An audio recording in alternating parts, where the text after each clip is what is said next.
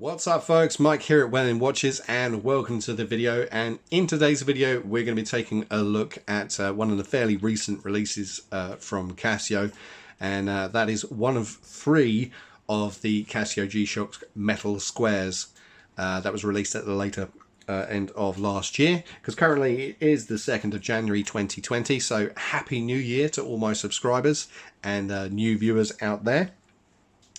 So Casio released three metal bezel G-Shock squares last year. They have the stainless steel version, which is the one we're going to be looking at today. They also did a black IP plated one and a black IP plated one but with a camouflage glass and green strap.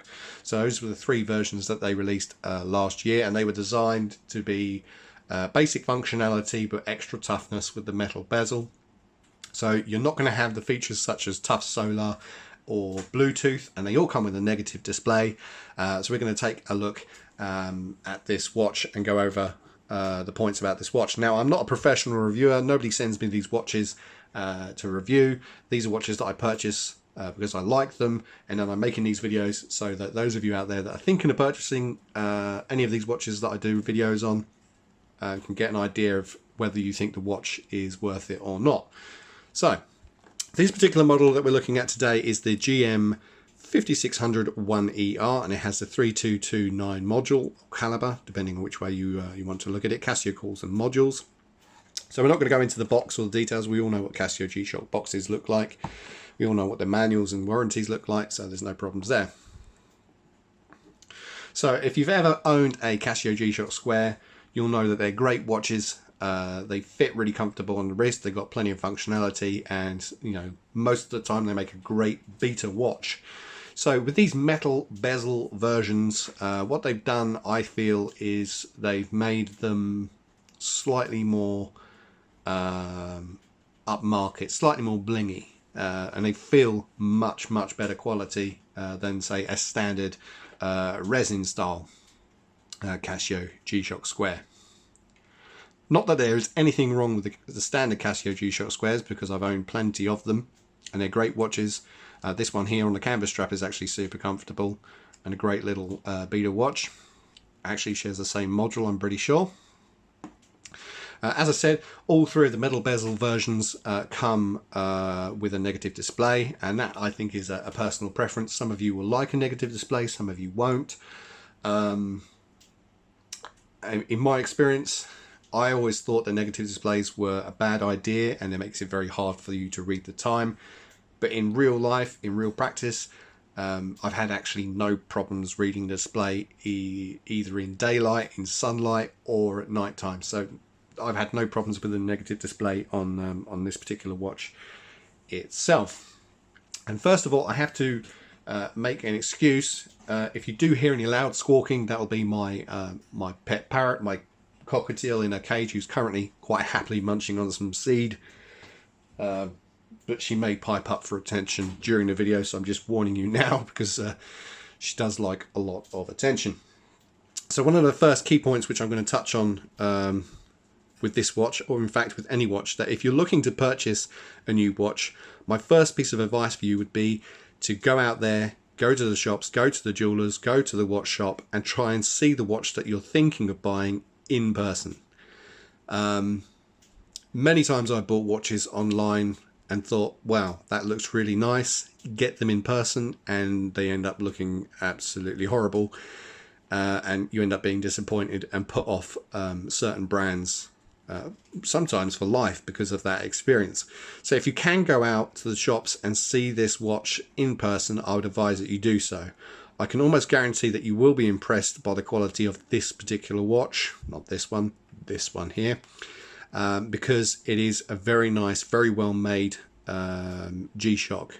Now, all G-Shocks are pretty good and decent, but this one, I think, is just that little one step beyond, that little extra mile that it's going compared to something like this.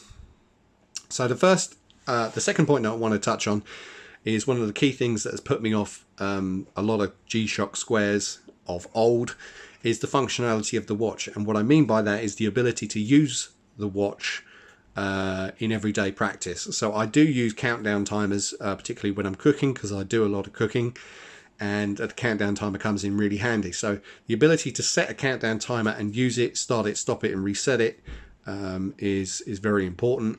And I found on the older Casio G-Shock squares, because the buttons are so small and so recessed, it's very difficult to use that functionality. So on these new metal bezel G-Shocks, what they've actually done is made the buttons larger and more pronounced. And if I compare it to this older resin style, bring it up to the lens, you might be able to see, if it focuses, you might be able to see that the buttons, if I put them face to face, let's see, yeah, put them face to face, you might be able to see better there that the button is considerably larger and it's actually more pronounced as well. So the functionality has been massively improved. So when it comes to just changing the mode on the watch, you can press the button nice and easy. So we have the alarm there, we have the countdown timer, we have the stopwatch, and then back to the time. So using the buttons day or night is super easy. You can actually feel they're much easier to pick them out, especially at night time. If you're trying to find the right button, you can actually feel it much better. So that was a massive improvement compared to something like this. I mean, I do like this watch, but this is all set and ready to go, so I don't need to think about it. I don't really need to press the buttons. If I want to use the functionality of a watch, I swap to something else. So in terms of finish of the watch, if I just get rid of some of the horrible fingerprints that I have all over it at the moment, move that one out of the way. So the finish on this watch is really, really nice. They've done it really, really well. So it has a polished outside edge, polished buttons, still fingerprints all over it, bloody thing. And then on the top it has a hairline brush finish. Also very nice, and we've got the mineral glass there as well. So the finish is absolutely stunning. And one of the things that I've seen people bring up in reviews about this watch is that it is a fingerprint magnet. And I have to agree to a certain extent, it is a fingerprint magnet, and it is at the moment going to be a fingerprint magnet because I'm handling the watch. But when I've worn the watch, which I wore for about 2 weeks straight, I didn't really have that much of an issue with fingerprints. Probably because I was wearing sleeves, but because it's on the wrist, I'm not always touching it. I'm not always handling it like I am here. So I didn't have that too much of an issue with fingerprints. But yes, it can attract fingerprints depending on how you wear it, depending if you're having long sleeves or short sleeves. But personally, I've not really had too much of an issue, but it is something worth bearing in mind that if fingerprints are a massive OCD bugbear for you, then perhaps this watch isn't for you. But that's one of the things to consider. So yeah, the finish of the watch is really, really nice. The functions of the watch, again, like I said at the beginning, it's designed to be very basic functionality versus toughness, and it has that functionality. So you have your day, date, and time. Kind of hard to press the buttons when I can't see the watch because there's a camera. We've got the alarms, a countdown timer, and stopwatch. So that's the functionality. There's no Bluetooth, no tough solar, nothing fancy, and it works quite well. It does that no problem. So the caseback is the machine finished caseback, very nice brush finish there, super comfortable. And we have quick release straps, which I'm finding on all the newer Seikos, all the new Casios have these new quick release straps, although you probably still will need a spring bar tool to release the straps themselves. So I'm pretty sure Casio will be releasing a lot more strap color variants so that you can mix and match them with your watch heads. So that's nice to see. The other thing that's slightly different with this square compared to other G-Shocks is I think they've done something slightly different with the band. It is still a resin band, but it's much smoother. And in terms of comfort, what I find when I wear G-Shocks, although I love them to pieces, I do get irritation here on the wrist. It gets a bit itchy. I have had absolutely no problems with this watch at all on the wrist. 2 weeks solid, no problems at all. If we look at This is the 3R Casio G-Shock. So this has a very standard resin band. They both kind of look similar, I'm pretty sure they look similar. Well, you might be able to see there on the right hand side that the strap looks slightly smoother. And that's because it is. So I don't know what they've done, but the strap on this particular watch is really comfy, super comfy all day. Wear this all day, every day, you're going to have no problems. With this watch, I do love the 3R watch. And this is pretty comfy for a couple of days at a time, but again, I sometimes get the irritation on the wrist and have to take it off and put something else on. So the 3Rs. And of course you've got this one here which comes on the canvas strap. Canvas strap's super comfortable. Feels like you're wearing nothing. So that's another good one as well. So functionality is great. The looks of the watch are superb. It looks far better in person, and it feels like a much better quality watch in person than it does in pictures or even in fact any video. So yeah, looks great, functionality is great, comfort wise very comfortable, much more comfortable than a standard Square Eye, I would say. Overall, a great watch. Now I picked this one up here in the UK for, I think it was £114 from Watchshop. They sold out, I think, within a day or so, so they didn't have any more after that. Otherwise I probably would have got a couple more. But yeah, great value. I mean, I think full retail on this is £180 here in the UK. I'm not sure what that translates to in dollars. But I would say it is excellent value even at full retail. But no doubt if you shop around, you'll probably find this one or one of the other models at a slightly discounted price.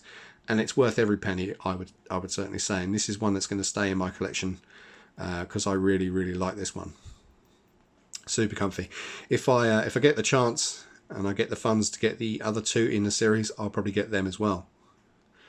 Because now I know what this one feels like, I know the other two will make a great addition to my collection as well. So if you were on the fence about this particular watch, I would say get off the fence, go out there and buy it, because without hesitation this is a superb G-Shock, and if you're a big G-Shock fan, this is certainly one that you're going to want to have in your collection. So that's it for the video today. I do plan to do some more videos later on this month, because I have a couple of other watches that I want to share with you guys that are in my collection. Some of them are fairly new as well. So I think we have a GA-2100 G-Shock to look at, and a Casio G-Shock Square Red Adrenaline. That's the one with the red LCD.